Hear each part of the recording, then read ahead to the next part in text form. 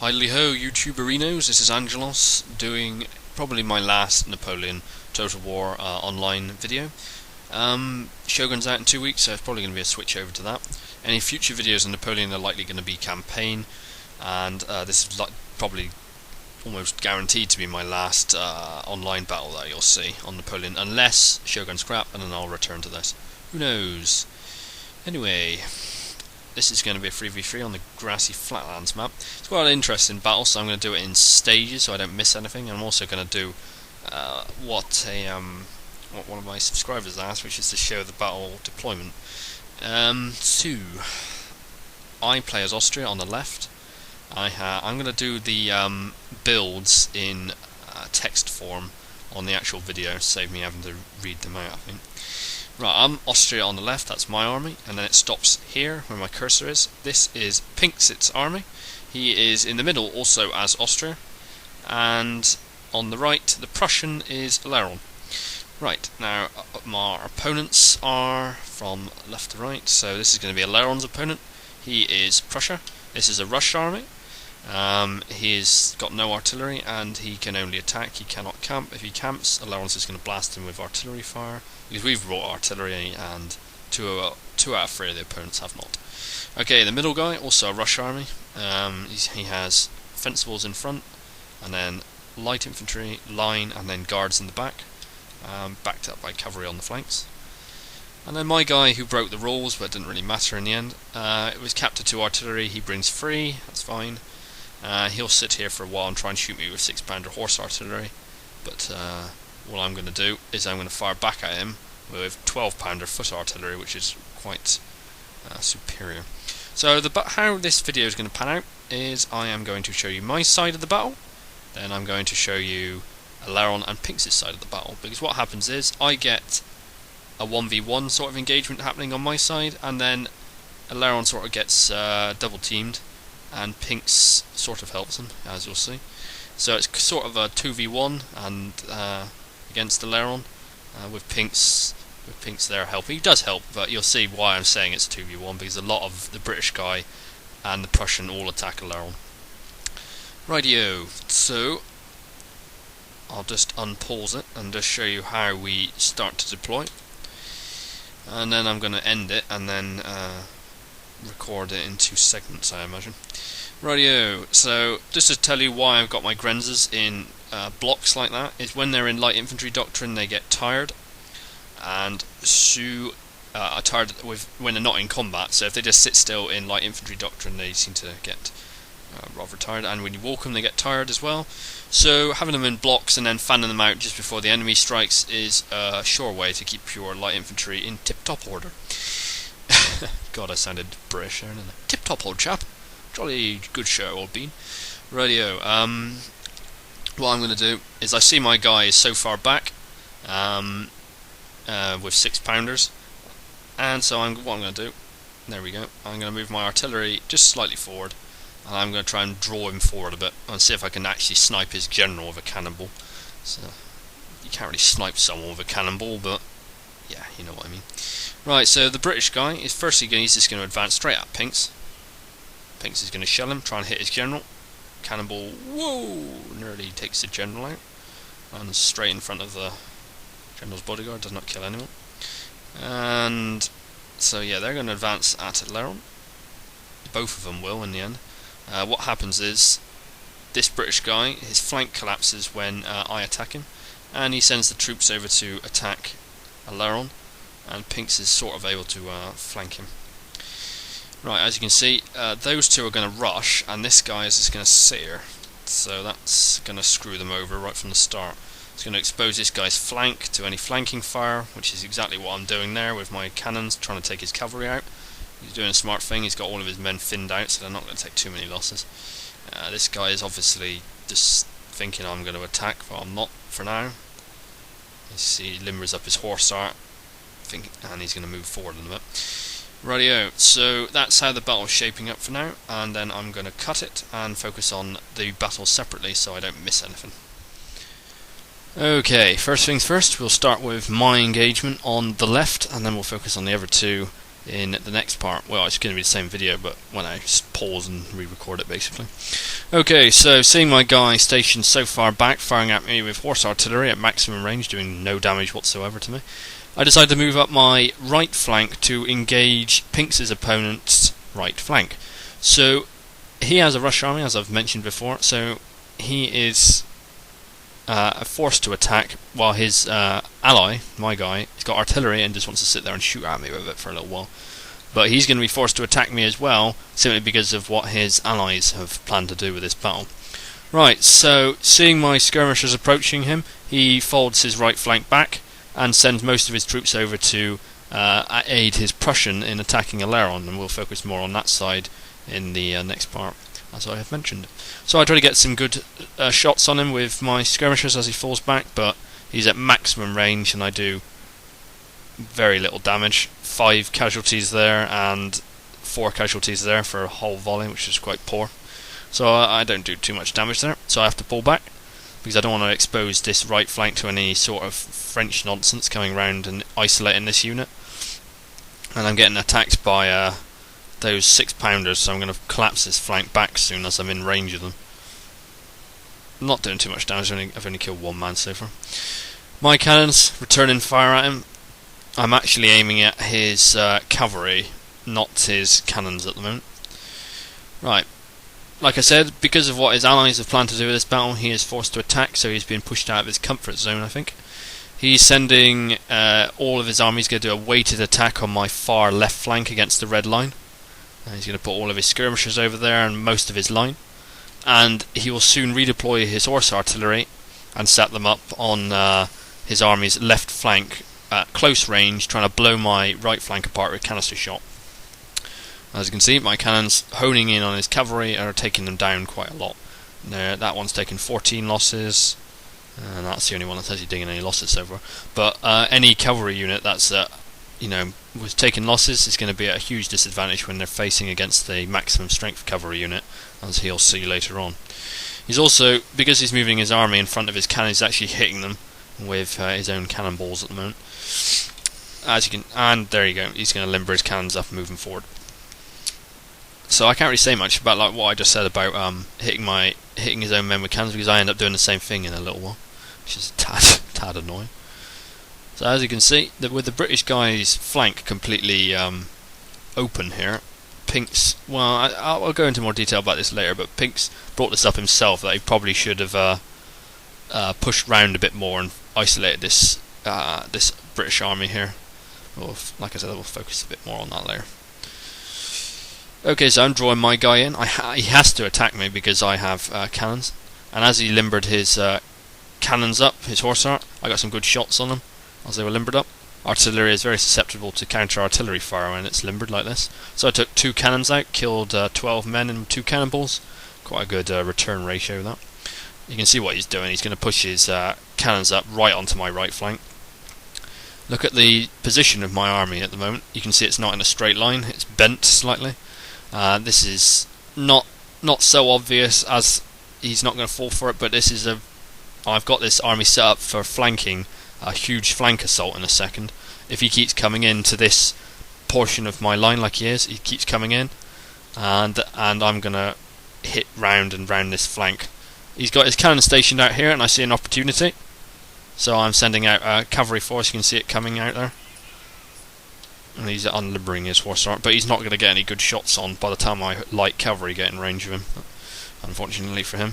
Shielding my cavalry force as they move up to attack, I'm going to send my Grenzers out to pin his skirmisher force in. There you go. So I'm going to get them in firing range. And as I'm approaching him, he is nervously, I can tell he was doing this, he's nervously clicking attack on my men, which ensures that only one of his cannons fired, which was good. If all of them had fired, I think my cavalry unit would have been massacred there. But yeah, if when you've got artillery and you're going to be charged by cavalry, you've got to only click once and one attack order. I've found this myself. If you do multiple attack clicks with it, they get stuck in a reloading animation and never fire the damn gun, which is quite irritating. Anyway, that's virtually knocked out his cannons already. He's got 1 cannon left there. This one's unmanned. and the other one is got no cannons left. So that's knocked all of his cannons out virtually in one strike. He's going to see this, and he thinks he needs to do something here, and he's correct, but probably not quite this. His cavalry comes in for an assault on my skirmisher line. He's trying to redress the balance here on his left flank. So he comes in for an assault. I know what he's going for. He's going for the Grenzers. I can't really do much about it, annoyingly. So I form that unit into a square, but of course that just creates a huge gap, which he goes straight through. And he hits my Grenzers. I should have formed this unit into a square as well, but I was a bit slow with that. And as soon as they get touched by the enemy cavalry, they can't form a square. So all I do is I spin it round to get some good flanking shots on this cav if he stays engaged with my Grenzers. And smartly he pulls it out. Seeing his cavalry distracted like this, I seize the opportunity to knock out his remaining cannon, which point blanks my cav again. Boom! Knocks those two off. But again, he's going to lose that cannon. That's all of his artillery gone now, so he's completely lost the artillery battle. Seeing his cav pulling out, he's actually only clicked a walk order here, which is probably distracted a bit. So I'm going to get my Hungarian Hussars to pin his cav in, and then coming in the back, seeing his cavalry pulling out, seeing an opportunity, I'm going to countercharge with some Uhlans, which is going to do a lot of damage to his cav. Uhlans, all lancers, obviously, you keep him in, you just do a charge, and then you pull them out immediately. Light cav, good for disruption, but not prolonged engagements unless they're fighting light infantry. Now here you can see what I was talking about before, with my cannons firing canister shot. I'd actually clicked an attack order on that chasseur regiment, because it was in range, but annoyingly, it obviously hadn't worked, and I hadn't noticed this, and I was actually raking my line, as you'll see, with my own cannon fire. So I'm actually taking out quite a lot of my own men. Here we go, look, watch. So that killed 4 Grenzers, that killed 5 line. I don't notice this at the moment because I'm microing this cav, and I can see an opportunity to take out old Bonaparte, who's completely isolated from the battle. His protecting line regiment has had to move up to engage in the main battle, and I am going to charge him with an Uhlan regiment. And as the general staff around Napoleon are already taking huge losses, he's not going to survive too long here. Last battle, you saw him get stabbed by a Highlander. Now you get the pleasure of watching him get stabbed by a giant pointy stick. Et voila. Not the most elegant way to die, that, I have to say. Anyway, with Napoleon dead, the French army is going to quickly chain rout, because losing a general is bad enough, but losing the high quality generals has a huge morale penalty. Right, so I'm going to do a hammer and anvil assault on the middle line here of the French's left flank. Strike and pull out immediately. That routs that line. The British guy, who had cavalry stationed next to the French general, obviously didn't notice what was happening, but he did when he got the picture-in-picture message telling him that I'd killed Napoleon. So he countercharges after my cavalry. I draw him into my line, which I'm going to form a square and get him pinned in. My Grenzers are just going to stay there and get killed. He doesn't really care about them anymore. So 2 hammer and anvil assaults on his left flank completely routs the whole thing. And there's a gap now between his right flank and his left flank, so I'm going to push up and isolate it, doing more hammer and anvil assaults, and yes, canister shotting my own men again, it looks like. From this range, canister shot is going to be extremely deadly to everyone who gets caught in the blast radius. His whole line is now completely disorganised. Most of them are wavering or shaken, mainly due to the general's death and the fact I'm cav assaulting them around about the same time. There's the British cav pinned into my square, and pinned in by my cav, which are actually going to rout, but also the British cav are also going to rout as well. So that's my guy dead in quite quick order. Then he left his general exposed, and 2 main mistakes he made. He left his general exposed, and he left his artillery exposed, and he obviously was taken out of his comfort zone by being forced to attack me. So that's basically him done. He's got no chance. Now I've got him pinned into the edge of the map. My right flank's bending round, and I'm going to flank and wipe him off the map now. I already had this plan as soon as I saw him attacking, doing a consolidated attack on one flank. I already knew what I was going to do. which was to isolate and destroy his one flank, and then wrap round and pin his main attacking force into the edge of the map and kill it all. So that's him dead, and we'll now focus on the main side of the battle, which is Aileron and Pinks. Okay, we'll start now by, well, we'll finish I should say, by looking at Aileron's side of the battle. Right, so his opponent is Prussia and he is Prussia, so this guy is his opponent and this guy is Aileron.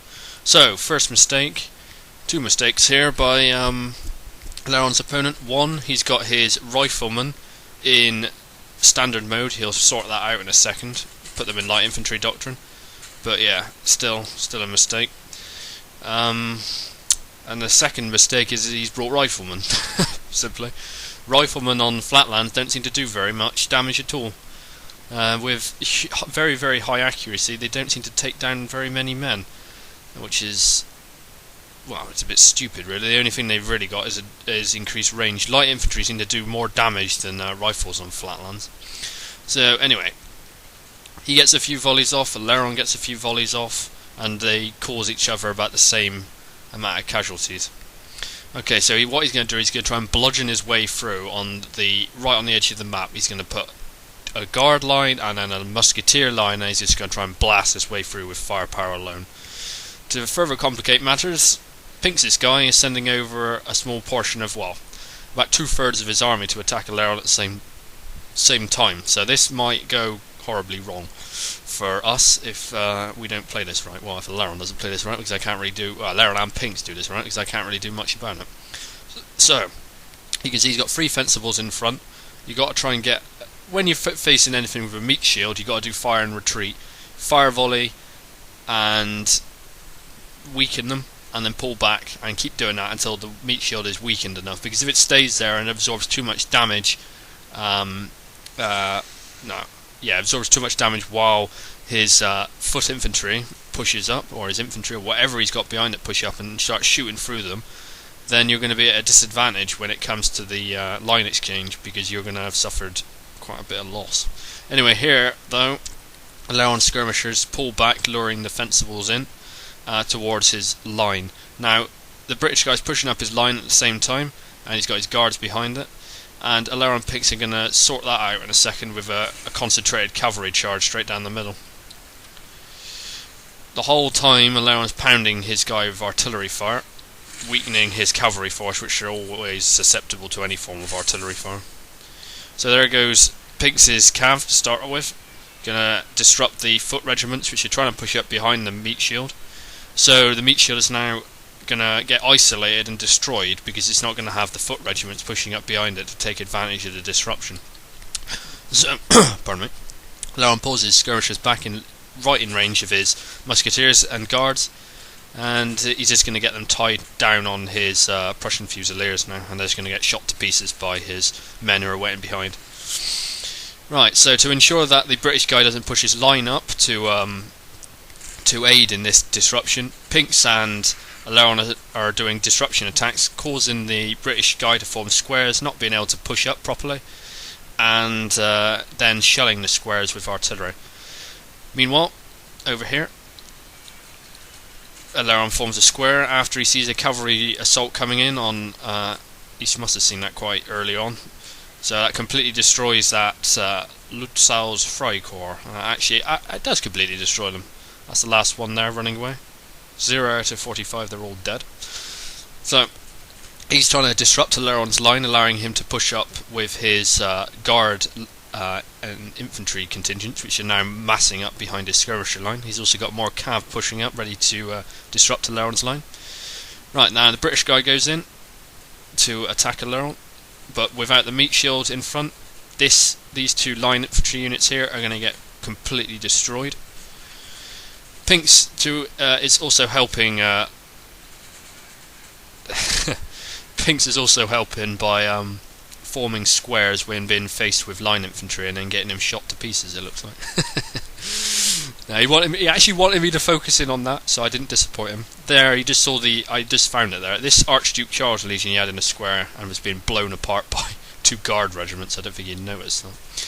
This is the main British force opposing Pinks, and he is slowly weakening it with his 3 chevroned Grenzers, which are easily blowing away the British light infantry. I don't know why he brought 3 chevron Grenzers, but I mean, each of their own.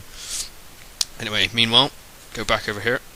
The main battle's taking place, but this is where it all goes a bit wrong for Laron's opponent. Firstly, he sends in his musketeers as a meat shield for his guard, which is always a bad idea. So, and then he sends his cavalry through his line, feigns an attack on this square, and then attacks this square here, or this line, which will be in a square.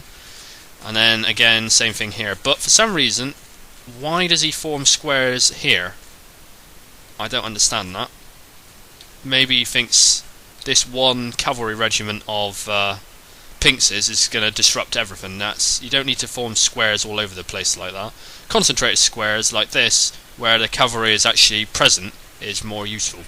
So here, as you can see, he has his skirmishers behind his line, and to make matters worse, he's got his musketeers in front as a meat shield for his guards, which are currently in squares.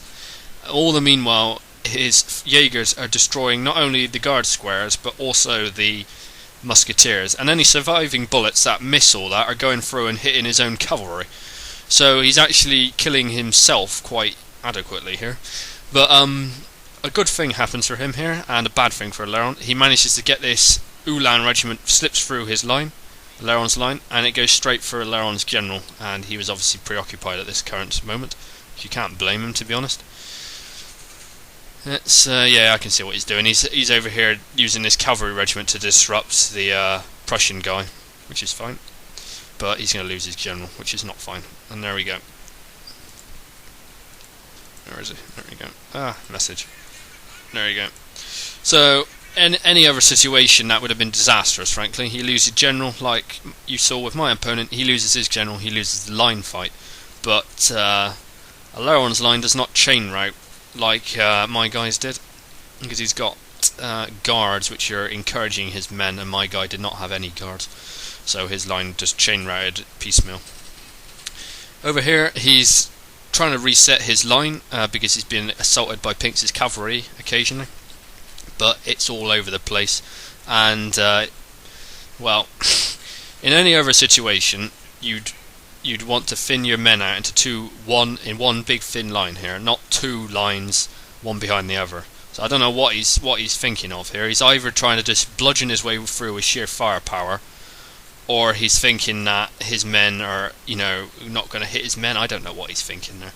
But all he's doing is he's destroying his own lines. He should have his Jaegers out in front, which is fairly obvious, and he should have his... If he wants to do this, if he wants to do a bludgeoned attack like this, he should have his Jaegers out in front, then his musketeers, and once his musketeers are gone, his guards should push up, and hopefully by that time Laron's line should have collapsed. But as he's done it this way round, all he's done is he's ended up killing himself, and he's weakened all of his line regiments. They're now virtually non-existent due to the fact they're being shot at from all sides, including in the back and in the front and in the sides. The British guy, his contingent that was sent over to attack Laron, he lost his meat shield. Their surviving line got ripped to pieces by Laron's main line. And there's a Laron trying to take out the British general. I think he already has, hasn't he? No. Laron's trying to take out the British general with howitzers. And the remaining British army is now cut off and is being destroyed by Pinks' main army, which is pushed up and has completely encircled them. Pinks did correctly say that he should have done this far earlier, where he should have destroyed this small contingent of British forces and helped helped Laron with the Prussian and British force, but it's ended up going well in the end anyway, so it doesn't really matter. Laron's guy realises that he has no hope anymore and just throws in the towel and melees. And Laron counter charges, I should say, with his guards. Guards against Jaegers, not really a fair fight, that is it? So that's basically the fight over here done. Laron just had to hold the line for as long as he could, and oh man. The Prussian general, that's the enemy Prussian general, charges through his own Jaegers, destroying them, and now gets pinned in with a load of foot guards. Anyway, you can't really There's no tactics going on there because he's just thrown in the towel, like I said. So yeah, mistakes made by our opponents there. My guy wanted to camp, but it wasn't allowed because his allies attacked. Laron's guy, wrong formation, wrong sort of tactics he employed there. And the middle guy actually did really well. I thought probably he did the best out of the enemy team. He had the best idea. Did a frontal assault on Pinks, and then he sent a large portion of his force to attack Laron. If that had worked, Laron would have been destroyed, and it would have got behind Pinks, likely destroyed him as well, and that would have destroyed me, as I would have been completely isolated on the far side. But overall, that's not what happened, obviously. And a good game to Laron and Pinks, and a good game to our opponents, whose names will appear at the end of this video. Rightio, and here we are at the stat screen. Laron, who brought 1,749 men, got the most kills, killing 1,762 men, more men than he actually brought to start with. Fairly impressive. He lost 987 men. I brought 1,554 men, and I killed 991 and lost 359. Pinks got the least losses at 301, but got the least kills at 656. Like I said, his opponent just attacked Laron, and he just had to fight half an army in the end. Anyway, good game, like I said before, good game to, I can read their names now, good game to Pinks and Laron, and good game to Wolves, Dark Lord, CGOV, and General Julian. And until next time, guys.